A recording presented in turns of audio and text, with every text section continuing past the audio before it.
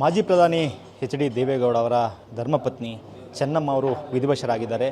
ಒಬ್ಬ ರಾಜಕಾರಣಿ ಅಲ್ಲದಿದ್ದರೂ ಕೂಡ ಮಾಜಿ ಪ್ರಧಾನಿಯ ಪತ್ನಿಯಾಗಿ ಕೇವಲ ಕುಟುಂಬಕ್ಕಷ್ಟೇ ಅಲ್ಲ, ಇಡೀ ಒಂದು ರಾಜಕೀಯ JDS ಪಕ್ಷದ ಇಡೀ ಸಮುದಾಯಕ್ಕೂ ಕೂಡ ಒಂದು ರೀತಿ ಅತ್ಯಂತ ಆಪ್ತರಾಗಿ ತಾಯಿ ಸ್ಥಾನದಲ್ಲಿದ್ದಂಥವ್ರು ಚೆನ್ನಮ್ಮವರು. ಹಾಗಾಗಿ ಸಹಜವಾಗಿಯೇ ಪಕ್ಷದ ಮುಖಂಡರಿಗೂ ಕೂಡ ಸಾಕಷ್ಟು ಆಘಾತ ಆಗಿದೆ. ನಾವು ನೋಡ್ತಿದ್ವಿ ಹಾಸನದಲ್ಲಿ DCC ಬ್ಯಾಂಕ್ನ ಸಭಾಂಗಣದಲ್ಲಿ JDSನ ಎಲ್ಲ ಮುಖಂಡರುಗಳು ಸೇರಿಕೊಂಡಿದ್ದಾರೆ.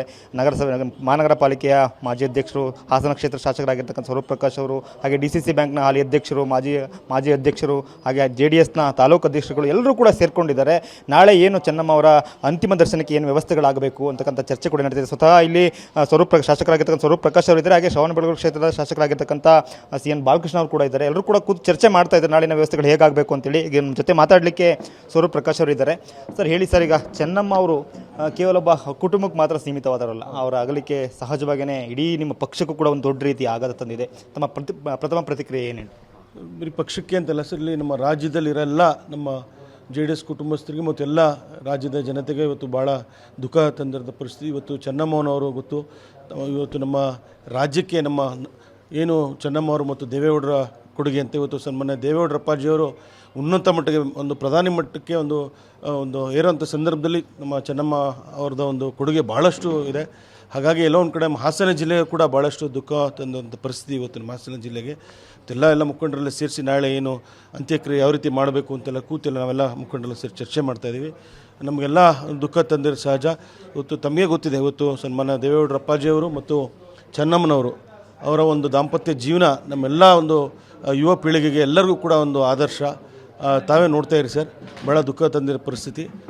ಎಲ್ಲರಿಗೂ ಒಂದು ಏನು ಈ ಸಂದರ್ಭದಲ್ಲಿ ದೇವೇಗೌಡರ ಅಪ್ಪಾಜಿಯವರಿಗೆ ಮತ್ತು ಅವ್ರ ಕುಟುಂಬಸ್ಥರಿಗೆ ಈ ಒಂದು ದುಃಖವನ್ನು ಭರಿಸುವಂಥ ಶಕ್ತಿ ಭಗವಂತ ಕರುಣಿಸಲಿ. ಅದೇ ರೀತಿ ಎಲ್ಲ ಸಮಸ್ತ ನಮ್ಮ JDSನ ಎಲ್ಲ ಕುಟುಂಬಸ್ಥರಿಗೆ, ಎಲ್ಲ ಪಕ್ಷದ ಕಾರ್ಯಕರ್ತ ಮುಖಂಡರಿಗೆ ಒಂದು ದುಃಖವನ್ನು ಭರಿಸುವಂಥ ಶಕ್ತಿ ಭಗವಂತ ಕರುಣಿಸಲಿ ಅಂತ ನಾನು ಭಗವಂತ ಪ್ರಾರ್ಥನೆ. ತಂದೆಯವರು ದಿವಂತ ಪ್ರಕಾಶ್ ಅವರು 4 ಬಾರಿ ಶಾಸಕರಾಗಿದ್ದರು.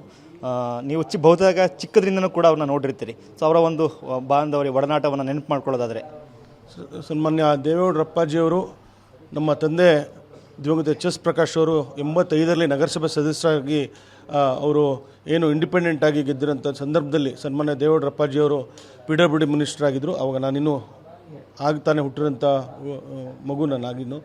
ಆ ಸಂದರ್ಭದಲ್ಲೂ ಕೂಡ ಸನ್ಮಾನ್ಯ ದೇವೇಗೌಡರ ಅಪ್ಪಾಜಿಯವರ ಗರಡಿಯಲ್ಲಿ ಅವರು JDSಗೆ ಆಗ ಜನತಾ ಪಕ್ಷಕ್ಕೆ ಅವರು ದೇವೇಗೌಡರ ಮುಖಾಂತರ ಅವರು JDS ಪಕ್ಷಕ್ಕೆ ಸೇರ್ಪಡೆಯಾಗಿ ತದನಂತರ 94ರಿಂದ ಸತತವಾಗಿ 6 ಬಾರಿ ದೇವೇಗೌಡರ ಒಂದು ಗರಡಿಯಲ್ಲಿ 6 ಬಾರಿ ಚುನಾವಣೆಯನ್ನು ಎದುರಿಸಿ 4 ಬಾರಿ ಶಾಸಕರಾಗಿದ್ದಾರೆ. ಇದಕ್ಕೆ ಮುಖ್ಯ ಕಾರಣ ದೇವೇಗೌಡರು. ಆದರೂ ಕೂಡ ಚೆನ್ನಮ್ಮ ಅವರ ಒಂದು ಪ್ರೀತಿ ವಿಶ್ವಾಸ ನಮ್ಮ ಕುಟುಂಬದ ಮೇಲೆ ಸದಾಕಾಲ ಯಾವಾಗಲೂ ಇತ್ತು.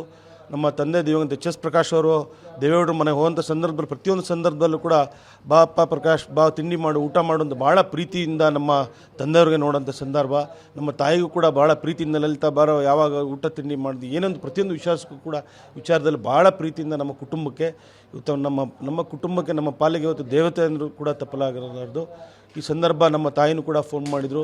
ಇದೇ 25 ವರ್ಷ ಇವತ್ತು ಅವ್ರಿಗೆ ಆ್ಯಸಿಡ್ ಹಾಕಿ ಇವತ್ತು 25 ವರ್ಷ ಆಗಿದೆ ಈ ಒಂದು ವರ್ಷದಲ್ಲೇ. ಹಾಗಾಗಿ ಎಲ್ಲೋ ಒಂದು ಕಡೆ ನಮ್ಮ ತಂದೆ ಆಗಿದ್ದರು, ಇವತ್ತು ನಮ್ಮ ತಂದೆ ಇಲ್ಲ. ಆದರೂ ಕೂಡ ಚೆನ್ನಮ್ಮನವರು ಇನ್ನೂ ಅವರ ಒಂದು ಪ್ರೀತಿ ವಿಶ್ವಾಸ ನಮ್ಮ ಮೇಲೆ ಇನ್ನೂ ಹಲವಾರು ವರ್ಷ ನಮ್ಮ ಜೊತೆ ಇರಬೇಕಾಗಿತ್ತು ಅಂತ ನಾನು ಈ ಸಂದರ್ಭದಲ್ಲಿ ನೆನಪಿಸ್ಕೊಳ್ಳೋಕೆ ಬಯಸ್ತೇನೆ. ದೇವೇಗೌಡರು ಸಕ್ರಿಯ ರಾಜಕಾರಣದಲ್ಲಿ ತೊಡ್ಕೊಂಡಿದ್ರು, ಆದರೆ ಇಡೀ ಕುಟುಂಬದ ಜವಾಬ್ದಾರಿನ ಚೆನ್ನಮ್ಮ ಅವರು ಹೊತ್ತು ಸಾಕ್ತಾಯಿದ್ರು. ಸೊ ನಿಜವಾಗ್ಲೂ ಕೂಡ ಅದನ್ನು ನೋಡಿದಾಗ ಅವರ ಜವಾಬ್ದಾರಿಗಳು ಹೇಗೆ ನಿಭಾಯಿಸ್ತಾರೆ ಅಂತಕ್ಕಂಥದ್ದು ಕೂಡ ಎಲ್ಲರೂ ಕೂಡ ಒಂದು ರೀತಿ ಮಾದರಿ ಅಂತಕ್ಕಂಥ.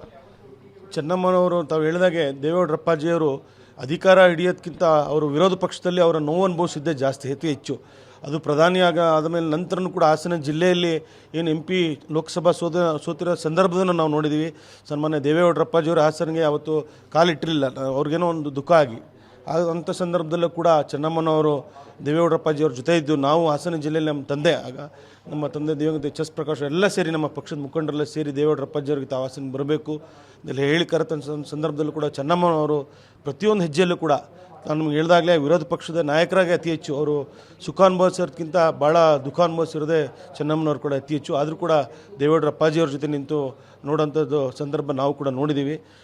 ನಾನು ನಮ್ಗೆ ಹೇಳಕ್ಕೆ ಬಯಸ್ತೇನೆ, ನಾನು ಕೂಡ ಏನು ಶಾಸಕನಾಗ ಸಂದರ್ಭ ನಾನು ಅವ್ರನ್ನ ಆಶೀರ್ವಾದ ತಗೊಳ್ಳೋಕೆ ಹೋದೆ. ಚೆನ್ನಮ್ಮನವರು ಮತ್ತು ದೇವೇಗೌಡರನ್ನ ಒಂದು ಆಶೀರ್ವಾದ ತಗೊಳ್ಳೋವಂಥ ಸಂದರ್ಭದಲ್ಲೂ ಕೂಡ ದೇವೇಗೌಡರ ಅಪ್ಪಾಜಿ ಮಧ್ಯಾಹ್ನ ಸಮಯದಲ್ಲಿ ಊಟ ಮಾಡೋ ಸಂದರ್ಭದಲ್ಲಿ ಚೆನ್ನಮ್ಮನವ್ರನ್ನ ಕರೆಸ್ಕೊಂಡು ಮನೆಯಲ್ಲಿ ಅವರ ಕೋಣೆಗೆ ಜೊತೆಲಿ ಊಟ ಮಾಡೋದ ಸಂದರ್ಭ ನೋಡಿದಾಗ ನನಗಲ್ಲೂ ಕಣ್ಣಲ್ಲಿ ನೀರು ಬಂತು. ಇಂಥ ಒಂದು ದಾಂಪತ್ಯ ಜೀವನ ಭಗವಂತವ್ರಿಗೆ ಯಾವುದೂ ಕೂಡ ಇದಾಗಬಾರ್ದು, ಒಳ್ಳೆ ರೀತಿ ಇನ್ನೂ 100 ಕಾಲ ಇಬ್ಬರು ಬಾಳಬೇಕು ಅಂತ ನನಗೂ ಕೂಡ ಮನಸ್ಸಲ್ಲಿ ಕಣ್ಣಲ್ಲಿ ನೀರು ಹಣ್ಕೊಂಡು ಬಂದಿರೋ ಸಂದರ್ಭ. ಹಾಗಾಗಿ ಇವತ್ತು ದೇವೇಗೌಡರಪ್ಪಾಜಿಯವರು ಸುದೀರ್ಘ 94 ವರ್ಷ, ಅವ್ರಿಗೆ ಭಗವಂತ ಈ ಒಂದು ದುಃಖವನ್ನು ಬರ್ಸೋಕ್ಕೆ ಭಗವಂತ ಶಕ್ತಿ ಕೊಡಲಿ ಅಂತ ನಾನು ಭಗವಂತನ ಪ್ರಾರ್ಥಿಸ್ತೀನಿ ಸರ್. ನಿಮ್ಮ ಕಾರ್ಯಕರ್ತರು ನಾಯಕರುಗಳು ಹೇಳೋದು ಅವ್ರ ಮನೆಗೆ ಹೋದಾಗ ಅತ್ಯಂತ ಪ್ರೀತಿಯಿಂದ ಮಾತಾಡ್ಸಿದ್ರು, ಅವರೇ ಕೈಯಾರೆ ಬಡಿಸಿ ಊಟ ಮಾಡಿಸಿದ್ರು ಅಂತಕ್ಕಂಥ ನೆನಪು ಮಾಡ್ಕೊಂಡಾಗ ನಿಜವಾಗ್ಲೂ ಕೂಡ ಅವರು ಎಷ್ಟು ಪ್ರೀತಿಸ್ತಾ ಇದ್ರು ಕಾರ್ಯಕರ್ತರನ್ನು ಕೂಡ ಅಥವಾ ಆಪ್ತರನ್ನು ಕೂಡ ಅಂತ.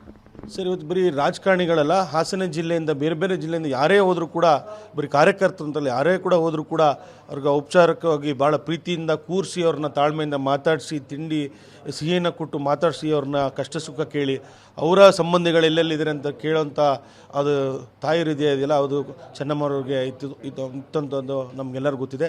ಹಾಗಾಗಿ ಬರೀ ರಾಜಕಾರಣಿಗಳಂತ ಯಾರೇ ಜನಸಾಮಾನ್ಯರು, ಅದು ವಿಶೇಷವಾಗಿ ರೈತಾಪಿ ವರ್ಗದವ್ರು ಬಂದ್ರಂತೂ ಭಾಳ ವಿಶೇಷ. ಅವ್ರಿಗೆ ಯಾವುದೇ ಸಂದರ್ಭದಲ್ಲೂ ಕೂಡ ಫೋನ್ ಮಾಡೋಂಥ ಸಂದರ್ಭದಲ್ಲಿ ಮಳೆ ಆಗ್ತಿದೆಯಾ ಊರಲ್ಲಿ, ಹಾಸನದಲ್ಲಿ ಮಳೆ ಆಗ್ತಿದೆಯಾ ಅಂತ ಕೇಳೋಂಥದ್ದು ಅವ್ರ ಮೊದಲನೇ ಮಾತು ಹಾಸನದಲ್ಲಿ ಮಳೆ ಆಗ್ತಿದೆಯಾ ಅಂತ.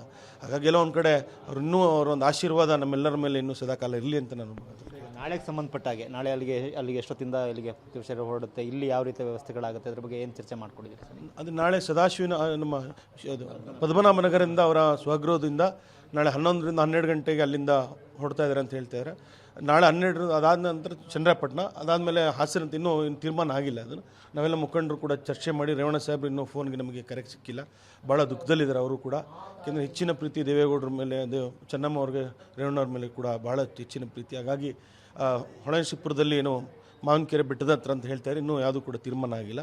ಎಲ್ಲ ತೀರ್ಮಾನ ಮಾಡಿ ಎಲ್ಲ ಕಾರ್ಯಕರ್ತರೆಲ್ಲ ಕೂಡ ಒಂದು ತೀರ್ಮಾನ ಮಾಡಿ ಹಾಸನಕ್ಕೆ ತರಬೇಕು ಅಂತ ಎಲ್ಲರ ಒಂದು ಕಾರ್ಯಕರ್ತರಾದ ಒಂದು ಒತ್ತಾಸೆ ಇದೆ.